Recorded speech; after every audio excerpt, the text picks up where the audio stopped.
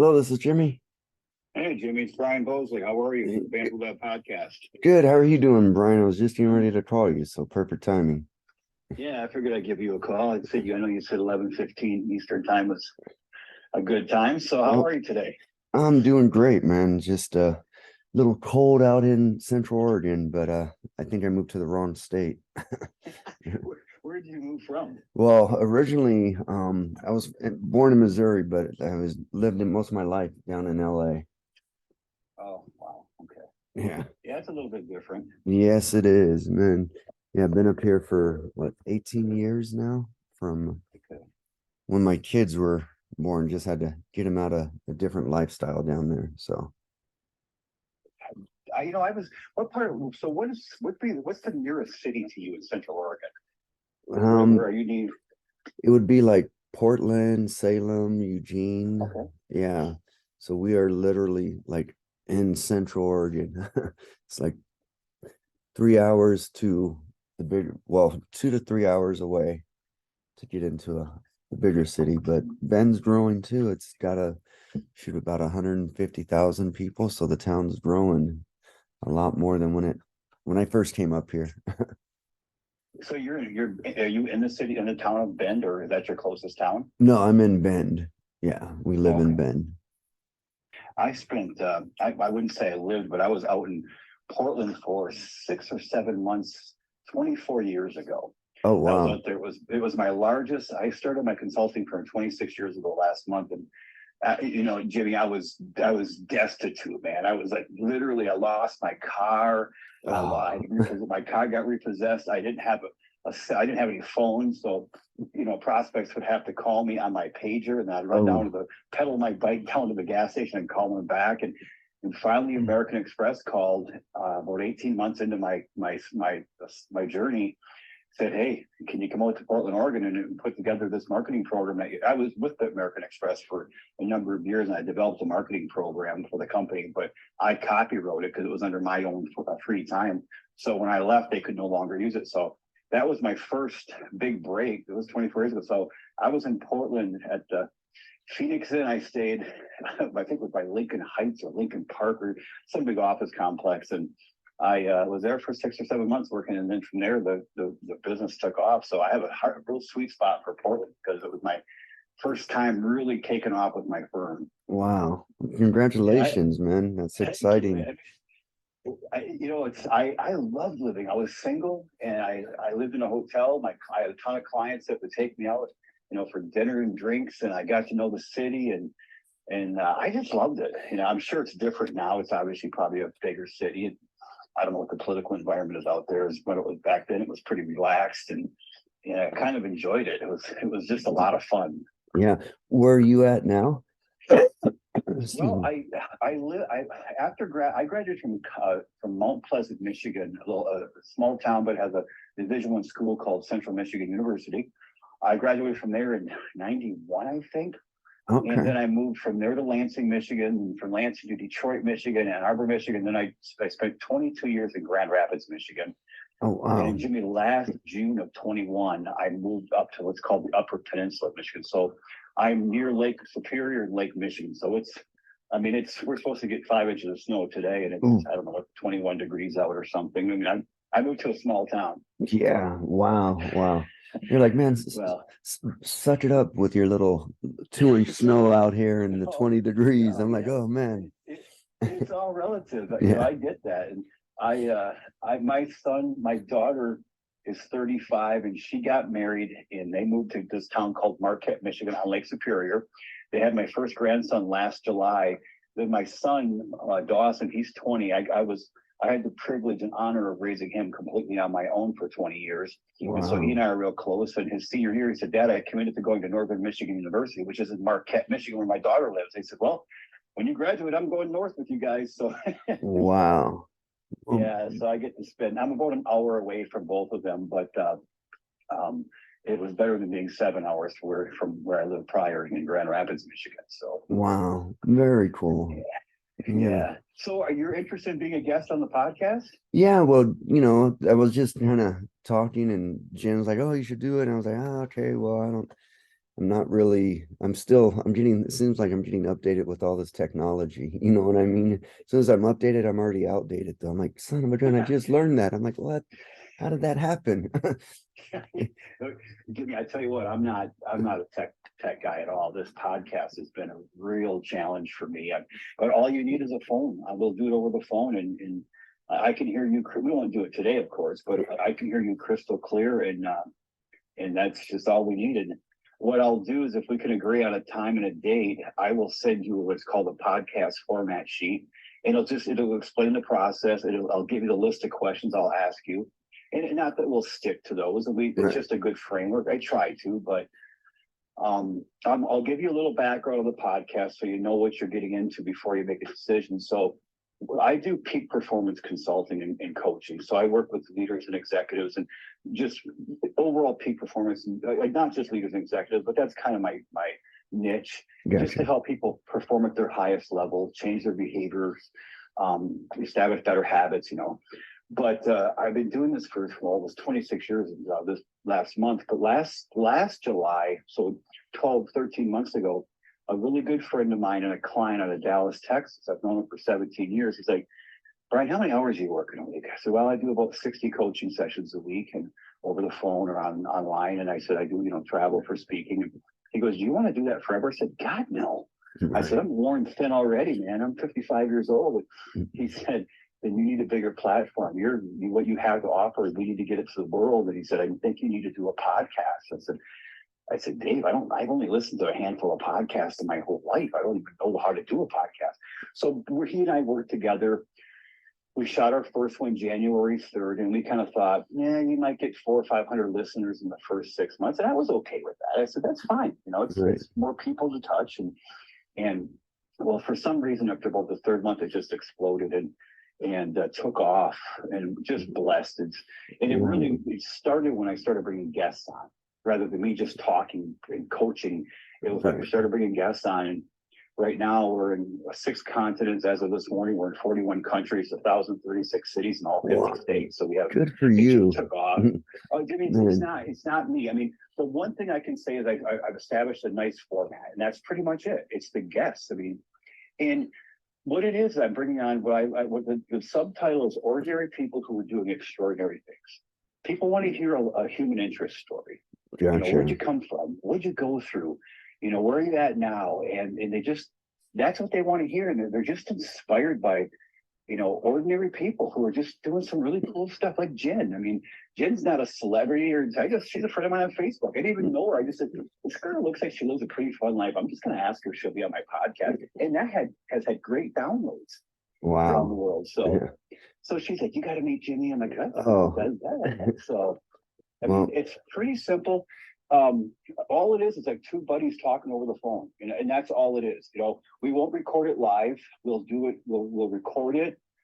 I'll do the editing, and then if there's any reason you think that I don't want this going out, you have final say.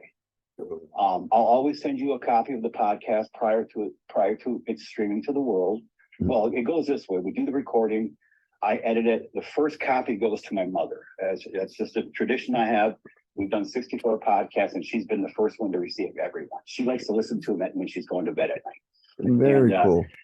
Yeah, but that doesn't mean I could always edit it after that too. And then right away, within seconds, I'll send you a copy, and all you do is listen to it. And I haven't had anybody yet say, well, actually, I had one guest ask me if I could edit something out, because she and her husband worked for a pretty popular TV show, and she made a couple comments that could have been potentially held her liable for slander or something to the producer. So we just cut that, we spliced that portion out and went on with it. So gotcha. So it's pretty simple. I have a list of questions that are, where are you from? Who's your biggest inspiration growing up? What's in the last couple of years, what's the biggest learning you've had? What's the most difficult thing you've gone through? What is a win for you in life? What would you tell your 20-year-old self if you could go back and give yourself a life lesson? And there's, I think, 1 or 2 other. There's just questions like that. And then we just kind of go off in conversation, like we're talking on the phone right now. Gotcha. Yeah. I mean, I don't know if Jen told you anything about me or in regards to that. Like, that's kind of what I wanted to find out Oh, today. okay, gotcha. What she shared with me was what she shared. I think she sent us a group, or maybe she Oh, sent me an email first or a Facebook message first, and she just kind of said, "You got to meet this guy." She's trying to share a few things. I said, "Yep, I don't want to talk to him." So, okay, cool. Well, so if you could tell me a little bit about yourself, that'd be great. yeah, in a nutshell, like I've been in foster homes my whole life. I'm 48 years old. Got into, it was in and out of boys' homes, McLaren Hall, juvie on the wrong side of the fence, and got involved in martial arts and fitness, and that literally changed my life. From being a young kid getting beat up to actually helping people and seeing my mom beaten in front of me at a young age, couldn't do anything. So it was like, man, it was a lot more personal. I ended up, in a nutshell, opening, I was on the wrong side of the fence down in LA getting in trouble. And when I met my wife, Sally, we have 3 kids and turned my life around for the best. My oldest daughter is a Marine out in South Carolina, and my 2 kids graduated this year. One of them is wrestling for my daughter, the twins, Davy and Annalise, is wrestling for Southwestern, which is really cool. Davy is going to school, but was kind of burnt out on wrestling. He has some health related products, so or health related issues that we're kind of resolving. And ended up opening up having my gym, martial arts and fitness gym out of here, built out of just basically passion and out of my trials and tribulations. And I just flipped it around to help serve other people and the less fortunate. Like I've trained cons, military, cops, attorneys, lawyers, women, kids. Jen's son Hawken, who's like, I'm kind of taking him in as if he's my son, because I've trained him since he was 8 in middle school from wrestling. And now I'm like, dude, remember, I was always nicer to you when you were smaller, but now you're bigger than me because I know the time's turning.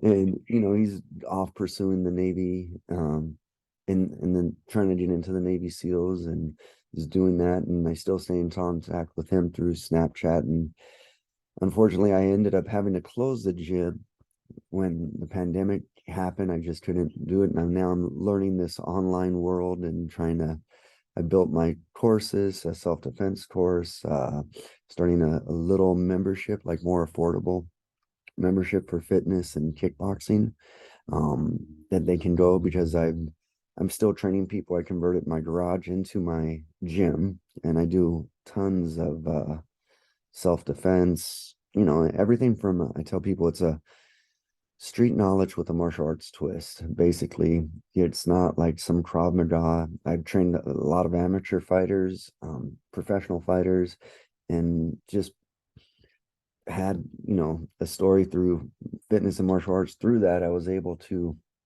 work in Hollywood under Art Camacho, and I was a stunt double, and I was a stunt double for Corey Feldman, it's Steve McQueen's son, Chad McQueen, which was pretty cool. And it was just like martial arts literally saved my life. And now I'm just trying to figure out how to re how to have a comeback in regards to doing it online, like Zoom, and knowing all these marketing sides, and spent thousands of dollars on coaches that really took advantage of me. And I wish I would have had them in person so I could offer them a free training session, if you know what I mean. But I know what you mean. and I'm just kind of persevering, adapting, and now I want to be able to try to do something where I can serve the world more than just my community and Bend. Like I've helped thousands of kids, women in this area. So now I'm like trying to figure out, okay, now I can do it online. I've gotten my course, which took me months to build, and it's something that I really believe and that people need, like self-defense. And now trying to figure, because when I had a gym, I opened my doors to everybody, women's, kids, people with disabilities, people that had issues, all that. But now trying to do it online is a whole new learning platform, you know what I mean? Sure. So Well, what we're going to do is in the podcast, we're going to promote that. I'm going to include a link to everything in the text of the podcast. We'll talk about it on air. what I'll do is I'll promote it. I'll request and recommend that what we call the listeners the bamboo pack. I'll recommend to the bamboo pack that they go explore your website and get in contact and things like that. I mean, well, that's one thing I want. I mean, I always try to do is really promote the guests if they have a product or service that at least if I believe in it, I certainly believe in this. Yeah, yeah. Well, and that's something too. It's just like, I'm not like half these marketers. Before I was chasing money, but I was like, that's not right. I want to chase the stories and to know that I can impact people and change their lives for the better. And then when they cross my paths, like giving them life skills that will last a lifetime, and self-defense for women and like teenagers, like seeing that for my mom, it was a lot more personal and I couldn't do anything as a kid, but now I can do something, and helping other people. And even I'm still a volunteer coach at the high school wrestling. My kids all wrestled there, and this is the first year that my kids aren't in the wrestling room. I'm like, whoa, it's awkward and all of that, but it's like growing up, and it's part of a like next stage of parenting that I didn't know what to expect when you put everything into your kids, you know what I mean? And then you're like, they're growing up. Oh, they gotta let them go. But I'm like, okay, well, how?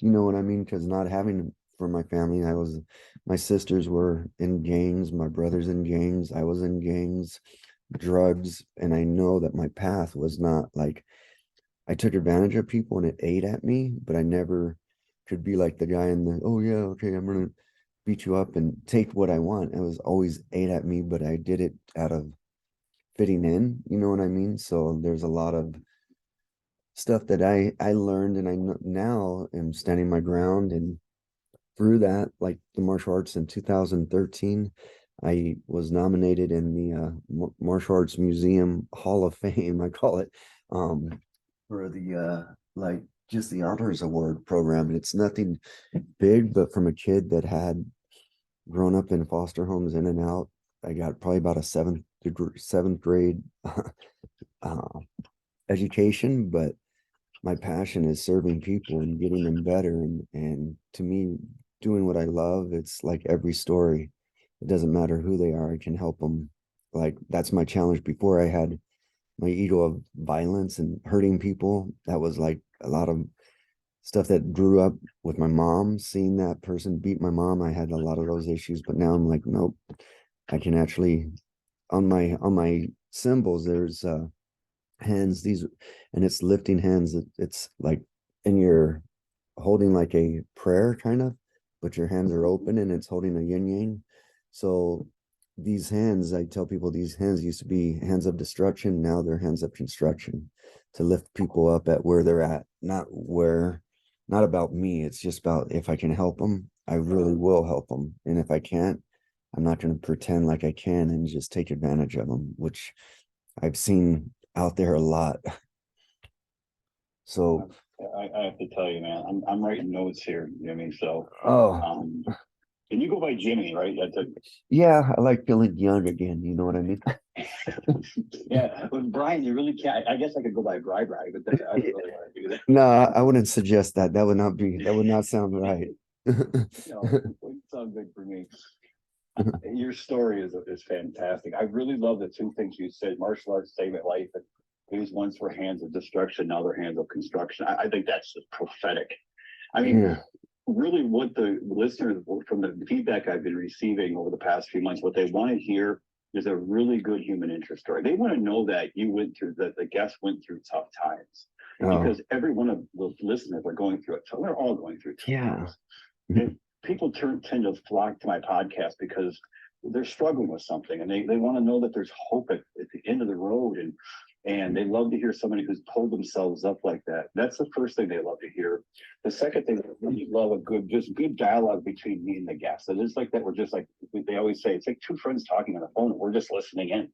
And Right. the third thing they like is they like a good lesson they can walk away, some little learning or piece of wisdom. And I've gotten 3 or 4 just of our 10, 15 minutes talking to you. So I know they're going to get that.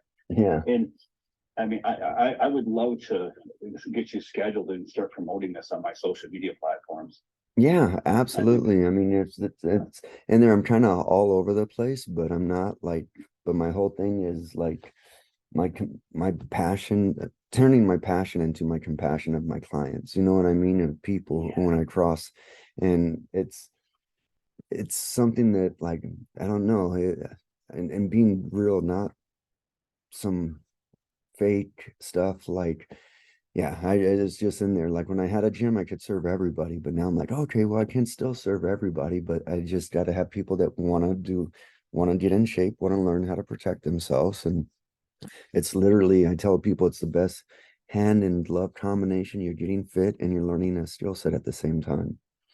And And you can do this online with people. yes, yeah, yes. And I have like my own app, and I turn, like, I got my own app. I can go Zoom. I can train programs I'm building up. The last 2 years I've been writing programs. I still write them, and I give weekly workouts every week. You know what I mean? So it's like just figuring out how to market it, I guess, knowing how to advertise and narrow it down to people on here. And that's something that, like, is a learning curve for everybody. And I'm just, like I said, I spent a lot of money on some of these coaches, and it was like, okay, I'm tired of organic. Like, I can't post all day long when I still gotta have bills and I need to do stuff. You know what I mean? To build the business. Right. Well, I can share with you, Jimmy, I don't think I've even shared this in the podcast yet, but I've been in jail twice when I was in my high school and college years for fighting. I had a really dark streak when I was younger, and I ended up joining playing for my university's rugby team, and that even during those years I was very violent, but it really saved me. Yeah. To the point where it made me a man. I realized that I don't have to be destructive. I can be a leader on the team. Yeah. And that is kind of the same. Your journey was probably a little more dramatic than mine, because you started that, you saw some things when you were younger. I had a pretty tough childhood too. I was abused pretty heavily by my grandfather, and got through that. And that was where the anger came from. But I was able to raise 2 children and be a stepdad a really amazing stepdad to 4 other ones that are all extremely close. I call them all my own, but only 2 are my blood. So and that might give me an opportunity when you tell your story to share a little bit of mine on there as a, hey, Jimmy, I feel where you're coming from. And because I think that's what audience they connect with, because they think that people who are doing great things in life, that they had that all their lives. The people who are struggling think everybody else is doing so well. They never had a problem in their life. They never got through it. They didn't have any problems to get through it. Everybody has problems to get through. Yeah. You know, a lot of the people I tell them, I was like, your test becomes your testimony. You know, Yeah. it's like we all went through shit, and there's nothing wrong. It's just don't stay in the shit. You know what I mean? It's And that's another thing on the podcast. Feel free to use the language you use. I tell everybody, some of my guests swear, sometimes I swear. This is an honest conversation. I don't filter anything out. gotcha. So I want you to speak the way Jimmy speaks, because people can sense your genuineness, or they can sense that somebody being disingenuous. So Right. I like the fact that you're easy to talk to. My audience is going to really really eat this up. This is the stuff they look for, man. And I figured when Jen sent that out, I'm like, hey, dude, she goes, I won't keep sending people your way, but I got to have you meet this guy. I can send anybody. I can talk to people and vet them through the process, but I figured after what she had said, yeah, I'm probably not going to need a lot of vetting. I think this is the kind of person fits right into ordinary people doing extraordinary things. And I love the fact that your sole mission is really not just chasing the dollar, but chasing this dream of changing the world and helping other people. So, and I mean, yeah, and that's funny because I had some clients of mine moved away, and I was like, man, my mission now is before I die and leave this earth, I need to impact 1 million people. How? I don't care if it's like helping them across the street, getting them in shape, helping pay for a meal, helping pushing carts, whatever it may be. So it's like those little things. It's not just about the money now as I'm growing up and at this next stage of my life. It's where it's like, okay, what can I do? Try to give a smile to somebody else as opposed to my anger. And the hardest thing is I have to work on me to meet those million stories, those million things that I got to do. You know what I mean? So it's not somebody that's gonna do it for me. I got to put in the work to reach that and figure it out and serve from my heart first, and then money comes second. right. I always say, Jimmy, that when we chase the dollar eludes us. When we chase our dreams to save the world, all of a sudden the money thinks we are the sexiest person alive, and they come right to us. The dollar does, and that's usually what happens. And it's what happened in my life. I was a financial advisor, and all I did was chase the dollar for a few years. That I went out on my own as a consultant, and all of a sudden chased the dollar. The dollar started eluded me for a while. Then it started. And I realized I'm here to make money in the long run, but that's not my purpose. My purpose is to Right. help people. Yep. And it's funny how people find that you give off some aura that people are attracted to when you feel that way. Yes. Well, and that's something that I've had the last 2 years. Like I've had over, building the gym. I started in my garage and then went to a 500, 1,000, 1,500, then 3,000. And before the pandemic, I was getting ready to go into a 4,500 square foot building, but I was like, oh, it was a gamble. I didn't want to do this, but it was the hours that I spent. I own the gym, but the reality is the gym owned me. I didn't see my kids. I didn't see my wife. I was there from 5 in the morning till sometimes 10 at night. That was all the hats worn. And through the pandemic, the last 2 years, I was like, you know what? I'm going to be here at every wrestling practice for my kids. And I was there.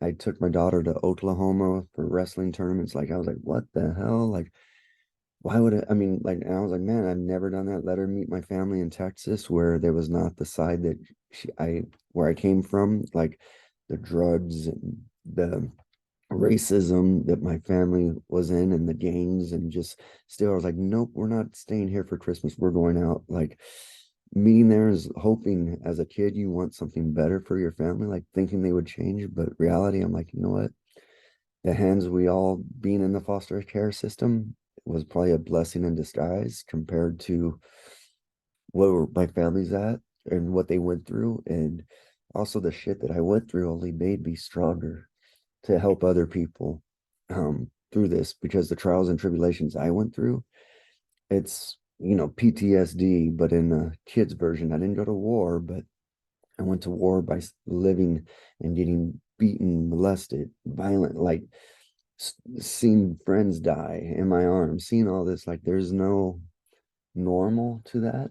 You know what I mean? And so, how do people relate to that? I was all, your normal's not my normal, and that's my normal's not your normal. And the whole thing, like one of the kids I'm training right now, he's all, man, he's all, any suggestions on what he's getting ready to go to college and move away next year. I was like, dude, enjoy every moment that you can right here, right now, because it's going to change. And as my kids are changing, I'm going through this right now. Like, the little things that we take advantage for, we appreciate them until they're gone. And then we're like, oh, I shoulda, coulda, woulda, you know what I mean? But I was all, and just be active. Don't get in idle. Keep your body moving, keep training, don't stop. Not working out, not doing this. Like, that's the best mental therapy. That's like my psychiatrist, you know what I mean? Working out and training was like my therapy, because I could do it by myself. I could do it anywhere and everywhere. I could do push-ups, I could do calisthenics, I could shadow box, I could hit a bag, I could do all these little things as a constructive outlet as opposed to a destructive outlet, because I was on both sides of the fence. But now it's like I said, it's helping hands and building people up, and just telling them their stories of, like, yeah, you're young, enjoy it, because your aches and pains, like, now I feel the aches and pains of hard sparring and all that. And I'm like, nope, you don't hit me. I used to bounce back. Now I keep on bouncing when you guys hit me. So it's like, I don't want to be going through that, uh, risking my body as a punching bag anymore. So I got a few brain cells left. I got to utilize as much as them as I can in this second half of my life. You know what I mean? So Well, we're not getting any younger. I mean, yeah. but don't you? I mean, I was telling I was with somebody last weekend, and we were driving around. We were actually deer hunting, and we were going out and doing some work. We were getting some hay to feed the deer for the winter, and he was like talking about some people we know who are sick or dying, and he said, "Getting old sucks." I said, "Man, it beats the alternative of not getting old." Yep. I said, I every year is a better year if you have the right mindset. My son went through a troubled childhood because his mother, when he was a year and a half old, left our family. She got involved with cocaine.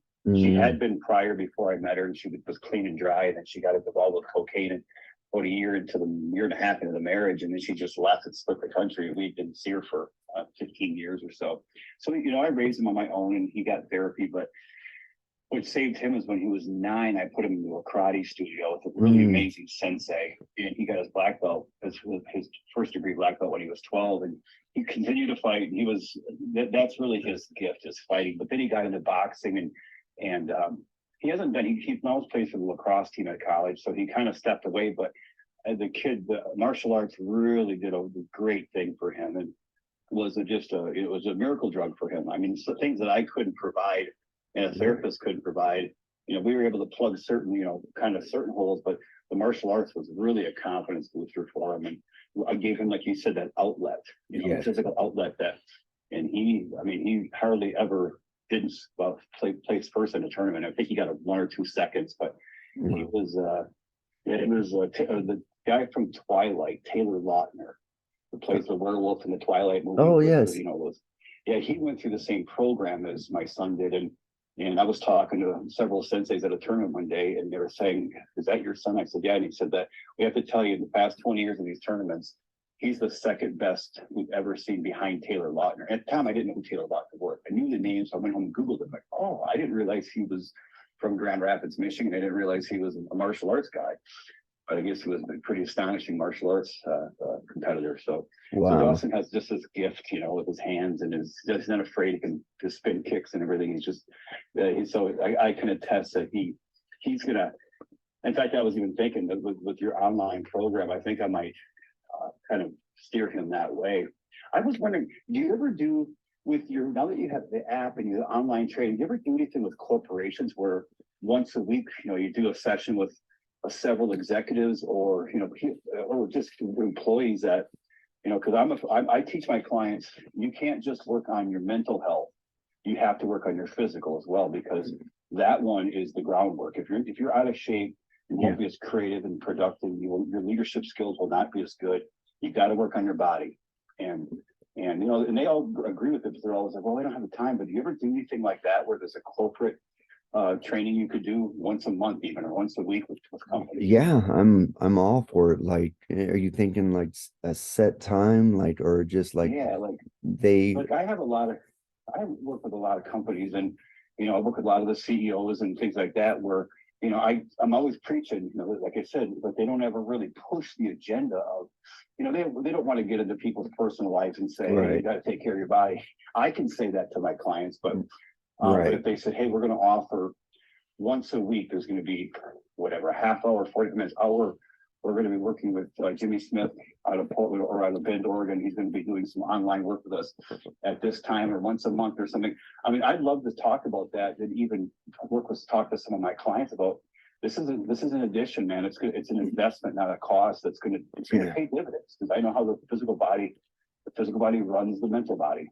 Absolutely. Yeah. I mean, I'm doing that right now. I have clients that I train who he has a barn, and I was like, hey, if you have weights, if you don't have it, whatever you have, we'll make it work. Your body is with you. You don't need all the fancy gizmo. All they need to do is just have an open space, and that I could see them and they can see me. And if they have questions, they need to speak up and don't work through the pain. Let me know right then and there, and adjust and adapt and overcome. Don't just push through it, because so many clients, especially in a big group setting, they would work through it. I'm like, no, it's not. I'm not that type of a coach. Like, I know aches and pains way better than probably half the other people, because I've had them my whole life.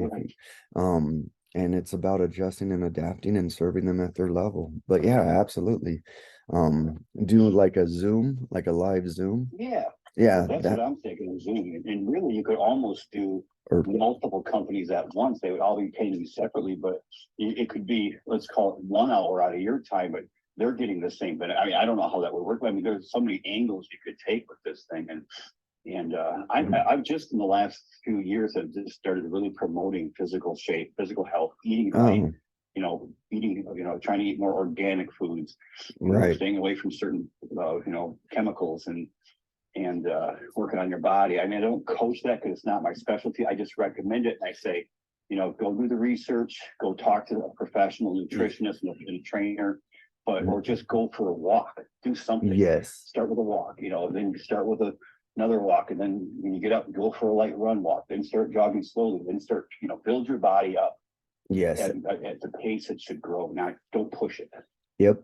Exactly. And I tell people, you're gonna be you're gonna adjust along the way what you can do. I mean, you factor in sleep, stress, work, like aches, injuries, all those have to come into factor, not just like you're not in your 20-year-old body anymore, where you're like, oh, I don't need half that. I can blow through any of that stuff. And I don't need to warm up. I don't need to do this. But now, as a different age is a different stage, and we all go through it, and it's about adjusting and adapting. And yeah, that would be really, really fun. And especially in a bigger group setting. I was doing that here when I had to close a gym. I had people go online, and it was the same, and I made the workouts, but it was just people from going from having a gym to just doing it on the computer in the living room wasn't the same as that camaraderie inside of a gym. But yet I was all, hey, you had to show up, you have to be disciplined, you have to do the work regardless.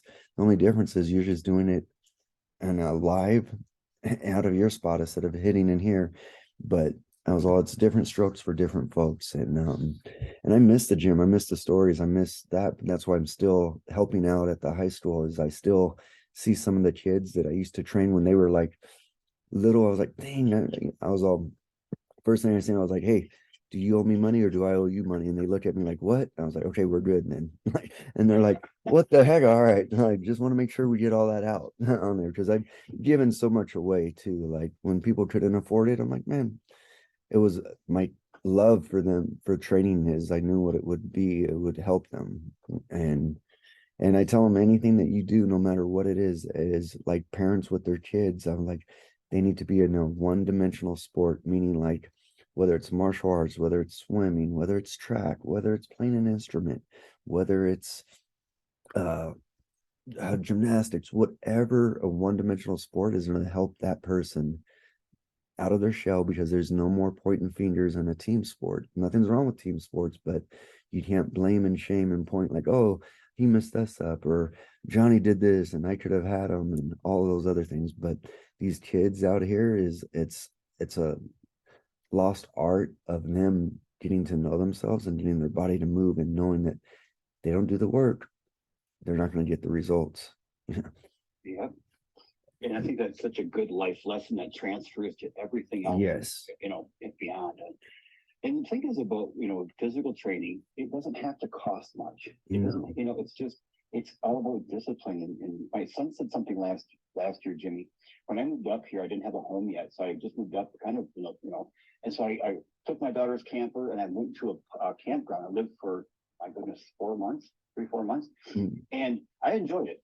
I made a big personal and professional transformation during that time. I even changed the name of my company based on, I called the camper my lab. I said, this is where I'm going to take my body and my mind and my soul to the next level. So I called it a lab.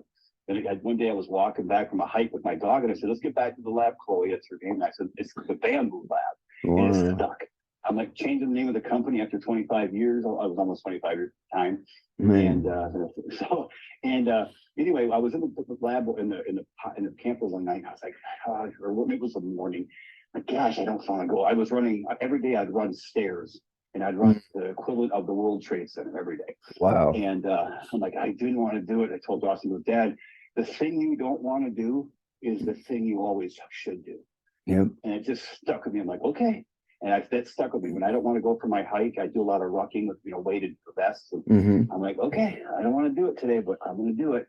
Yep. I don't want to do it. And that, for the most part, it doesn't always work, but 95% of the time, that's the right advice. Yeah. And then you come out of it feeling better that you did it, as opposed to sitting there in the poor sobbing. It was funny because I told the kids, like, I don't believe in sick days. I was all, everybody's sick, everybody gets in there, but you still can do stuff. Like when I remember teaching a class, my staff didn't show up, and I was like, son of a gun. I was like, okay, I was going to go home, leave early because I had 107 fever, but I was like coming up and I was like, okay, I was teaching and I was passing out, sleeping, passing out during class. Like, are you sure? I was like, yeah, go. And they're like, but I was like, you know what? It's just something that's on there. And there was only four people. I was all, hey, you guys are here. I'm not going to close the doors because you guys just only four of you as opposed to 30 of you, the normal people show up. I'm like, no, it doesn't matter. If there's one of you, we're still doing the class. Like, I'm not gonna cut cut corners or cut corners because that's not part of me. And it's funny because my last name is Smith, and I just told my son, I was like, we're coming up with a new, it was Smith Martial Arts and Fitness before, but now it's still Smith Martial Arts and Fitness, but the meaning of my name brings Smith, S as in strength, M as in mindset, I as in integrity, T as in training, and H as in health. So branding that out, like all of that is literally what I'm trying to live up to, my last name. And I came up with that within this last Really year. cool. So an affirmation, or what do they call that? Yeah, like an affirmation, but having Information something, about visualization, yeah. yeah, that's my name, and this is what I'm shooting for, and this is all elements of a healthy, active lifestyle for the rest of my days. I love it. I love it because I really, this is really good. I mean, I just texted Jen and I said, I'm talking with Jimmy now. Amazing man. No, Because I think she was worried though, because like she doesn't really know me. She's like, I want to refer people to you. And right, I want her to know, no, this was a really good referral. So for the podcast. And what I like about the podcast, Jimmy, is I have these people, some of the people I knew already. I've had two of my best friends. One's just retired as a Marine Corps colonel. One's a very successful financial advisor at South Bend, Indiana. I've had my friend Dave Dick, who actually was one who talked me into the pod. He's been on there 3 times for wow, different reasons. He interviewed me twice to turn the table a little bit. But most of the people I've never met. And all of a sudden I've built friendships with people that I right, text back and forth now. And we've had people who were on Oprah Winfrey several times. We've had a lot of national best-selling authors and a guy coming on that was on I don't know if you ever watched that TV show back in the day. Wasn't 9 years ago on Animal Planet. It was called Finding Bigfoot. It was no, Animal Planet's #1 show for 9 years. It was just a gotcha, documentary and looking for Bigfoot. And he's actually out of Boring, Oregon. He and his wife out of wow, Boring, Oregon. And I had his wife on because she's a makeup studio. She does she builds special effects for Hollywood. And then he saw the interview, and he was the star of the show. His name is Cliff Barrickman.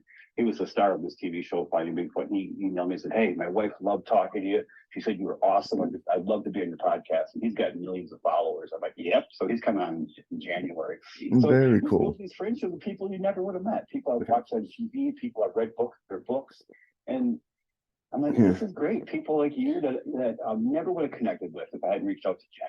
right, And and I can see your mindset, mindset match very well. My field is more working on the mind. Yours is working on the body. But right, our philosophies are they so dead identical of what our goals and ambitions are and what we feel about what we do. It's about changing people's lives right. and And yeah, it's funny because I went into a couple of coaching programs and they talked the good hype, and then it was like, oh, what? And then all of a sudden it's time to pay and all of this. I was like, dude, I gotta pay, but I want to learn stuff too, and I just need to do it my way. And I think figuring this out, like it was so the illusion and confusion of all this social media stuff, how everybody's looking pretty or looking stronger, looking like all of this stuff. And I was like, son of a gun, I got taken again. And I was like, so now I'm like, nope. Like there's great salespeople, and I tend to overbelieve people too much, and I'm like, but that's just who I am. One of my trainer, his well, back in LA, his son's fighting for in Bellator right now, and I remember him as a little kid, and he was my high school wrestling coach, and we fought on these no holds barred fights down in California on these Indian reservations before when the UFC was just coming out, because that was a big ordeal back in the early 90s or 93, 94. Long story short, he's all Jimmy on this because I had him. I was like, because he's fought in the UFC, he's fought in Canada, all around, traveled, fought in Pride, and he's all, I have him on his poster and he writes on here, "Stop being so damn nice." And I was like, do you have to say that like on here? And he's all yes. And it's so true. But it was like, you know what? I'd rather be nice than the other way around, because people take advantage of me, it's on them. And I tell people, you're gonna I people come into my lives for seasons and reasons, and it's up to me to decide how long they're gonna stay in there, and vice versa for anybody else out there. And it's yeah, it's pretty cool. And just how everything's changing, and how like, okay, I've been praying and like, okay, God, help me do this, give the strength, because I got a war going on between my ears constantly, day in and day out. And I'm like, okay, I gotta get in here and do the uncomfortable to be comfortable, and step out of my shell. And I've learned and still learning.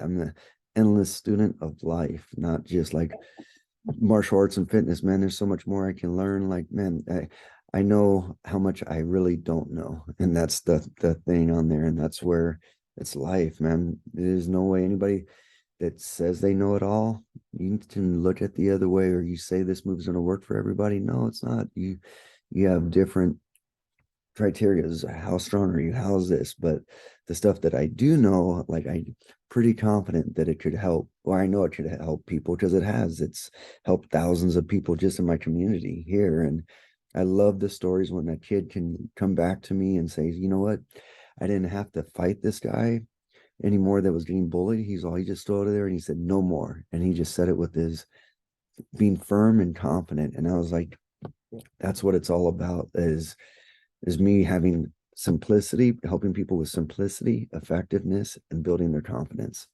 And I mean, that's literally what we all need. I mean, who would have ever thought the pandemic would have gone out here? I've been at the bottom of the barrel before, but I never had it with kids. Like, I could go out and take advantage of people and beat them up. Yeah, that's easy, but am I willing to go and risk the consequences of me going to jail, being behind bars, not seeing my family, giving up my home, giving up everything that we worked hard for? I was like, no, it's harder going down the straight line, but it's the reward is tenfold.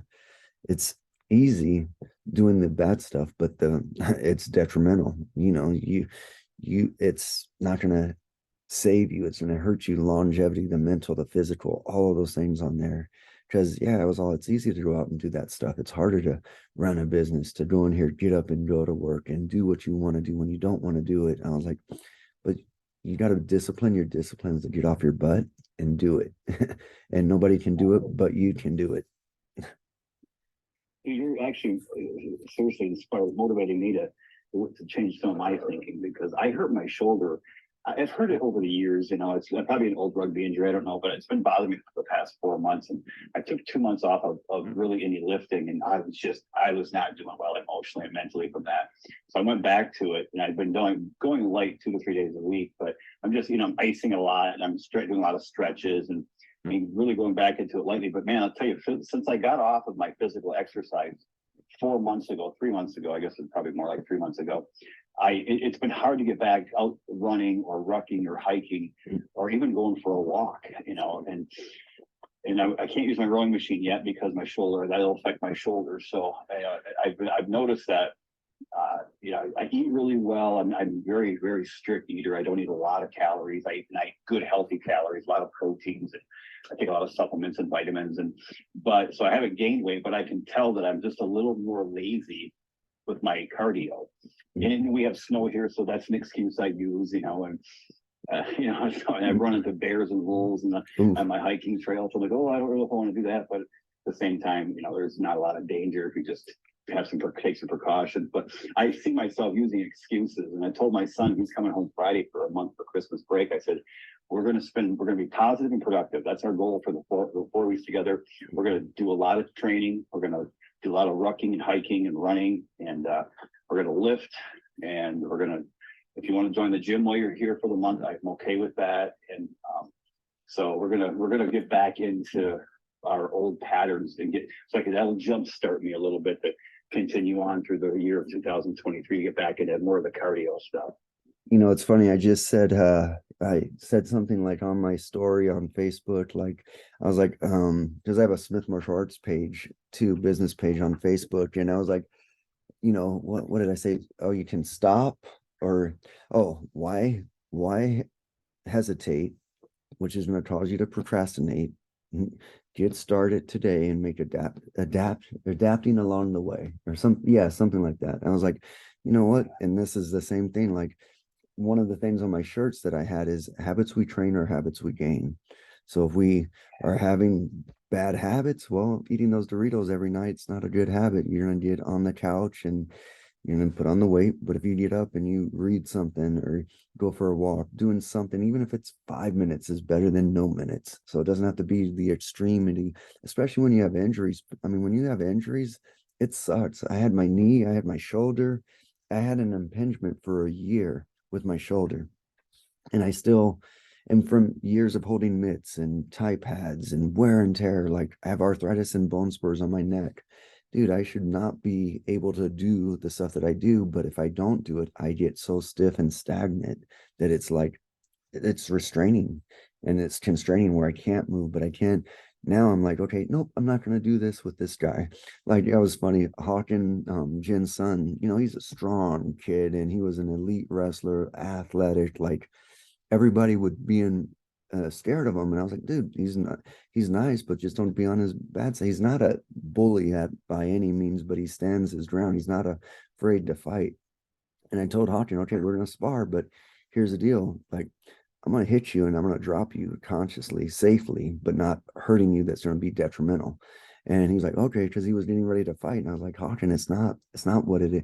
Fighting in the street is not like legitimate. Like, he wanted to do an MMA before. And I was like, hey, I would much rather you do that than out on the streets where you're going to cause like getting in trouble with the law and all this. So, long story short, we ended up sparring, and he's strong as an ox, and I give him with a gut shot, and I was all, that's the thing. I know where to hit you, and I know how to stop you from breathing where you can't do anything else. And I was all, and then I wasn't hitting him hard, but it was enough to like tap him on his head. Hey, you got that gut shot, that liver shot drops everybody. There's nothing you can train to tighten that up. As opposed to me when I was younger, I would be hitting people in the head and trying to knock them out. But no, I was like, here's the thing: when you know what you can do, it's a big difference. And it's my tools are my tools. But knowing that, like, I'm twice your age, Hawken, and you're 10 times faster than me, but I'm just gonna be patient and waiting and all of this. And then I was all, here's the thing, like, you're his injury from him going into the SEALs. I was like, dude, all it is just a redirection for you to come back and come back stronger. And you know what? I got you back because you're not a quitter, and I won't let you quit on yourself and on what you're out there to do. You're a warrior of God. You're gonna go out there and make your impact. You're gonna be a leader. You're gonna be stepping up because now you have the knowledge that other people didn't have, and now you know what to expect. Anything in a fight, and the same thing. I don't know what to expect, but I know the outcome is me just not giving up and finishing it. When And I'm gonna be on top, like winning. That's it. Like, nothing, winning over myself. Maybe not the fight, but winning over myself. I stood my ground. I fought. There's a story I gotta tell you with one of my instructors. I remember in LA, I was getting bullied. I was a white guy. I was brought up in black foster homes, raised by Hispanics, and there was a white guy in a inner city living, which was like really, really, really tough.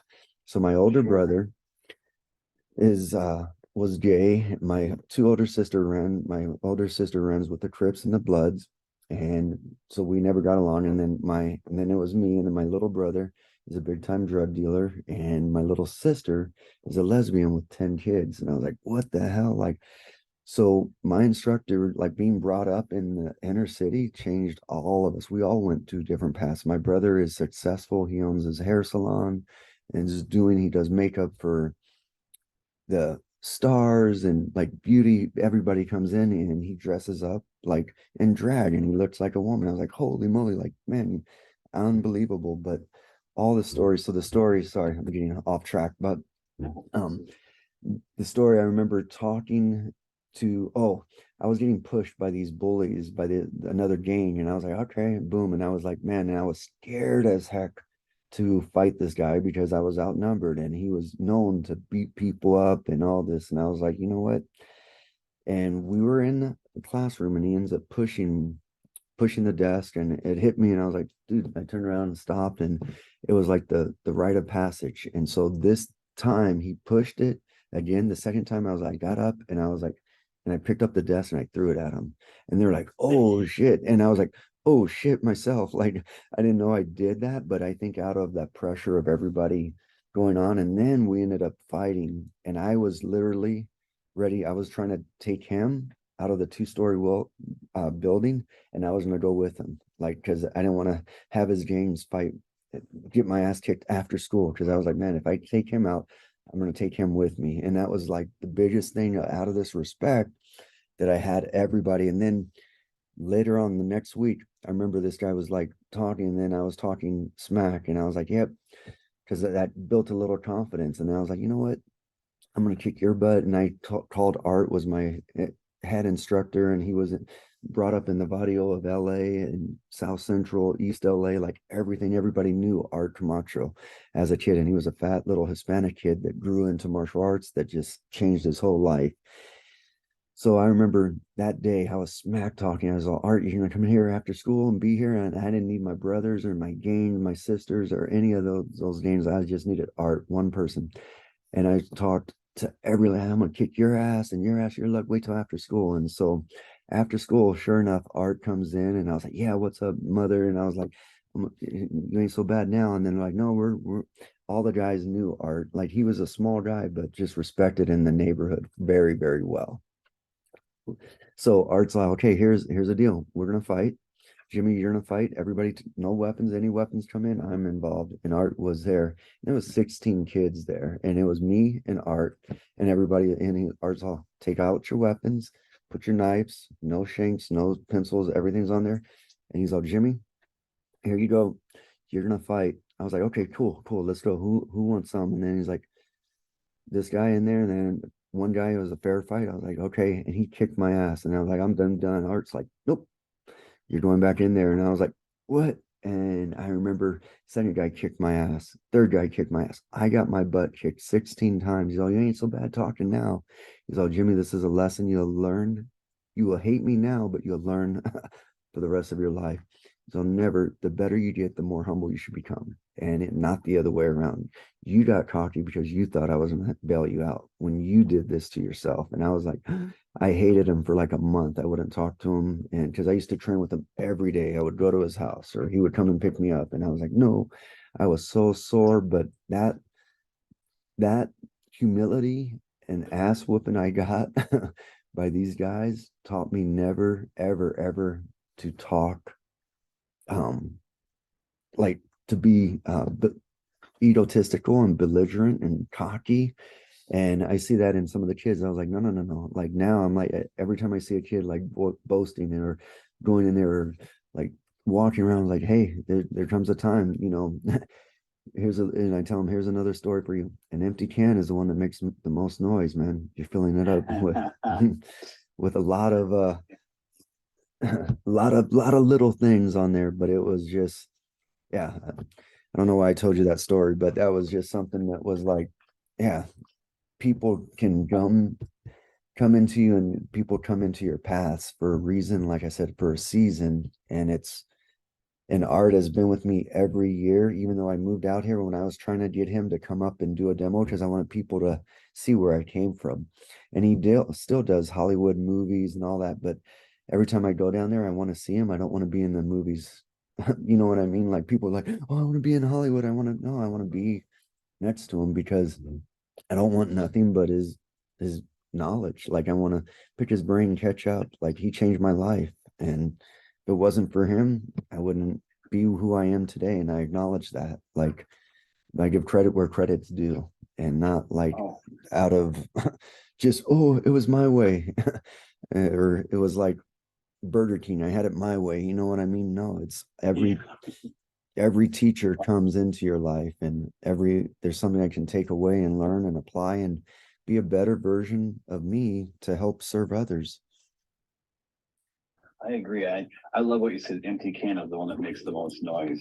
And that's so true. Yeah. That story of you losing 16 times has got to be on the podcast. I just wrote that down because that's people. I was thinking you're going to say 1, 2, 3, 4, maybe 5 and 16 times, or I mean, whatever the number turned out to be. Anything above 5 and you stuck with it is pretty which is No. pretty miraculous to me. Well, believe me, I didn't want to, I couldn't run. I ran and then we just restarted right there on the streets. And the funny, the security guards just let it be. He's all, nope, go in here. So you stay off campus, but like within this area, and the cops wouldn't come around certain areas. You know what I mean? And it was like, Yeah. it was a legitimate fight, and it was a legitimate, believe me, I was ready to, well, I quit on myself, and I was covering up like a shell, like a little baby, and they still beat the crap out of me.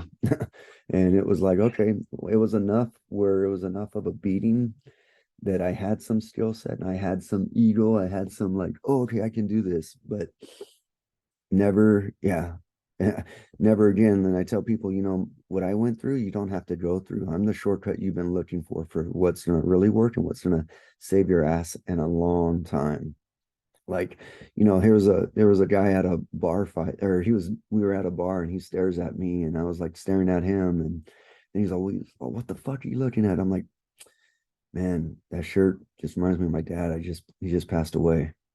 And he was like, oh, dude, I'm sorry, man. And I just killed him with kindness, knowing that I could have had him any way that I wanted him out of there. You know what I mean? But it's like that street knowledge that, like, you got to use verbal distractions to create their reactions and or get their distractions, reaction, and then I take action. Action can be me moving away. It doesn't have to be physical. Doesn't have to be in here, but this is 39 years of training. I'm 48 years old, been doing this since I was 10. And like, I've learned a lot of like lessons and been through trials and tribulations, and been through shit, which we all have. And the only difference is now is I'm going through shit with wisdom. Right. And like you said, what'd you say earlier? Your test is your testimonial, becomes your Yeah. testimonial. Yep. Your test is your testimonial. Absolutely. What I always share with my family first, myself and my clients, and then of course my audience is I always say, blessed is the man who has gone through. It's a quote I made up on the air a few weeks ago. Blessed is the man who's gone through troubles and strife, because now he can live a dominant life. Totally. Because that I like that one. The thing is though, Jimmy, is that some people, when you have like you said, you were abused as a child. I was abused as a child. My ex-wife left, my wife at the time left and skipped the family, skipped the country, left me with a baby.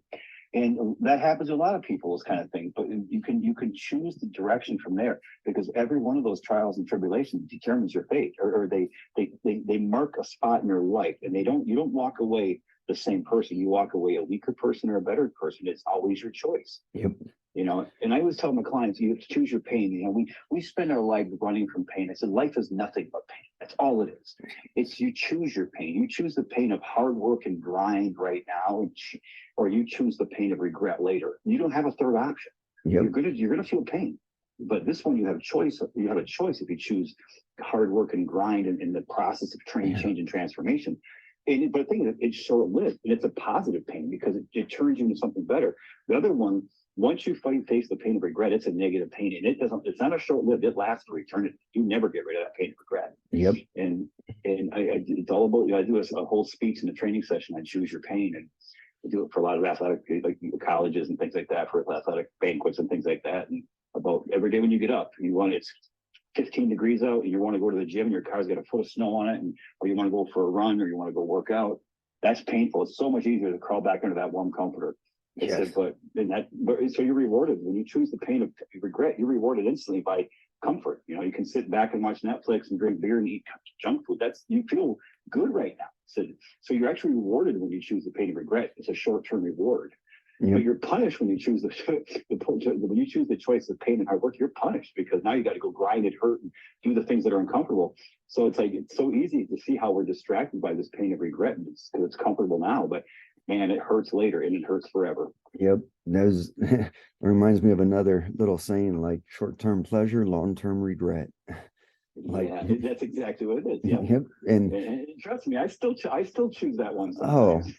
well, we're humans. Anybody that's on the high road, that's like, oh, I'm always like this. I was like, dude, you're as fake can be. And I know, like, I wish I could be like that. I wish I could try to be somebody and finding my voice, but my voice is not other voices. I don't want to pretend to be like the next XYZ. I want to be the best version of Jimmy, and that's it. And I got to choose Jimmy over these uh comparison, you know what I mean? And we all do it, like, oh, compare this. I was like, yeah, I compare that too, but I was like, okay, I'm just gonna plug away and try to get back to work, and get distract keep the distractions down to a minimum, because then it just distractions are like retractions. It's just taking me back. It's not pushing me forward. Tell people when Right. you can't go back as fast as you can go forward, so stop going backwards. You know, it's Retractions, retractions. Keep going back to my desk and writing your quotes down. oh man, here's a well, and these have all been said, but these are all the teachers that I've passed through my life, like from the past, because I couldn't afford gym studios, I couldn't afford going to martial arts, and that's where I connected with art, because art came to me when I was in boys' homes, when I was in these, he came to me, and those were I never saw my father. I don't know what a father's like, but I know I raised my kids. My kids never gotten beaten, never gotten without food, never got their shoes stolen from them, like watch, anything like that. They never been in the foster care system. And I tell them what I went through, I had to grow through it to go through it. And I grew a lot. Like I had to grow up really fast. Like I was, as soon as 16, I was emancipated as a kid. I wanted to be on my own, and I was hustling and working, stealing, doing stuff that I should not have done. But I was always working, and there was something that I always worked away from, being the people that I didn't want to live that lifestyle of the gangs, the smoking out, the taking advantage of that. And it was just like, no, that was not part of me, and it will never be a part of me.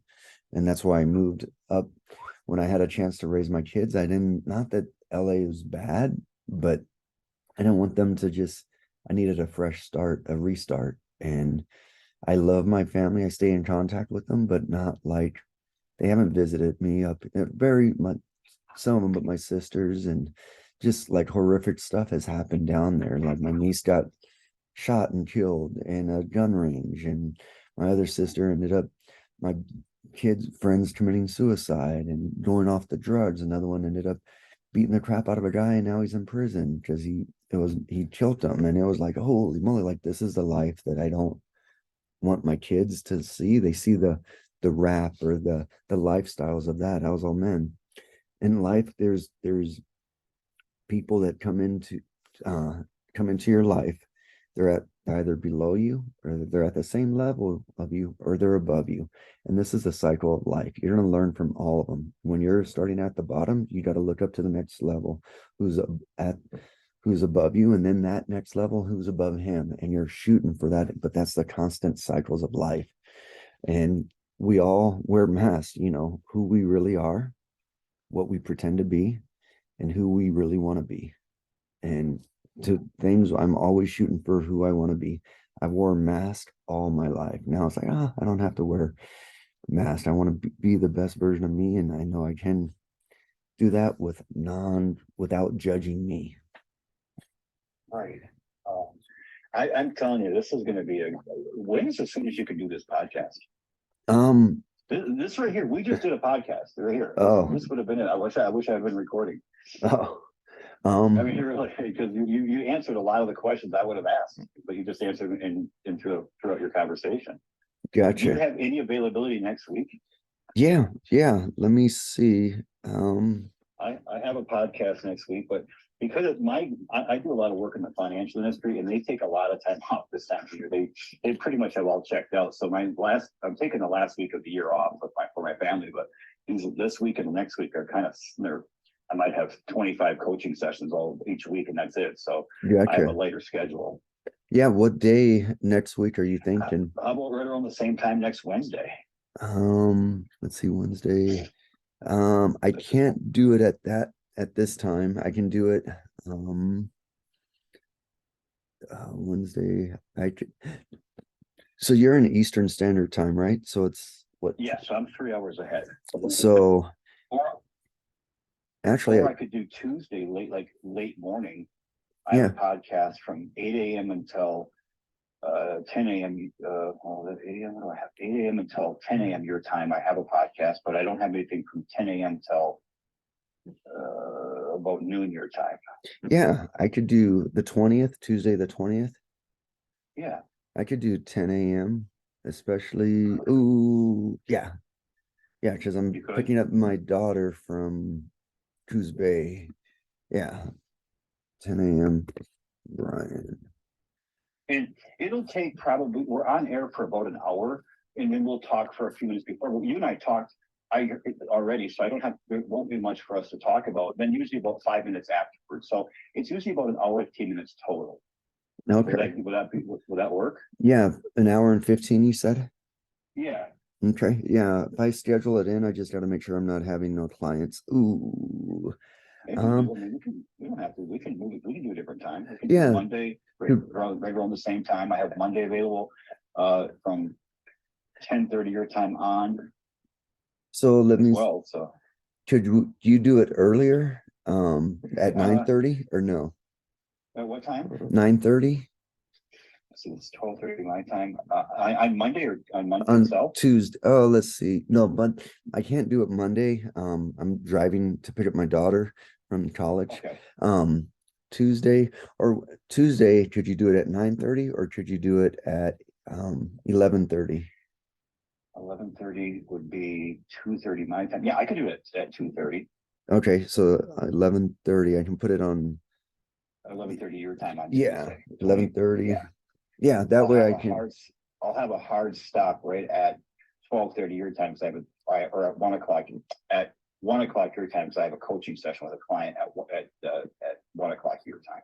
Okay, so That'll give us enough time. that's enough time for you as well. Yeah, and if you can call any earlier for 10 minutes, even 15 minutes earlier, I'll send you the podcast format sheet. I'll probably try to get that to you today. Okay. And yeah, because I'll have a podcast and then I'll have a little break and I'll have another podcast. So I'm just gonna make a note here to send you a podcast format sheet.